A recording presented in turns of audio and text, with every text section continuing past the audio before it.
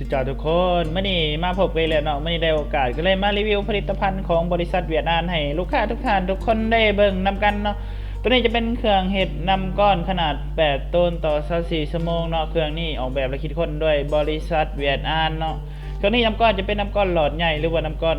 เบียร์เนาะที่บ้านเฮานิยมใช้กันอย่างล่วงหลายแต่ว่าทานใดสนใจเนาะโรงงานน้ำดื่มน้ำก้อนไปจนถึงโรงบรรจุขวดโรงบรรจุกระตุกเนาะมีฮอดโรงเป่าขวดโรงเป่ากระตุกทวารทานใดอยากสอบถามรายละเอียดเพิ่มเติมหรือว่าอยากสนใจผลิตภัณฑ์ยังเนาะอยากสอบถามได้ที่เบอร์โทร02092414141หรือว่าทานใดอยู่เขตใกล้อยู่เขตเคียงเนาะอยู่นครหลวงเวียงจันทร์ไกลไปไกลมามาเบิ่งมาชมเครื่องเนาะอยากมาเบิ่งมาชมผลิตภัณฑ์โรงงานน้ำก้อนบ่มีหลายผลิตภัณฑ์อยู่ของการเฮาเนาะให้ลูกค้าได้เลือกเบิ่งเลือกชมของการของเฮาอยู่บ้านห้องสุภาพเมืองไซเศรษฐานครหลวงเวียงจันทร์เนาะทางของการยินดีต้อนรับทุกท่าน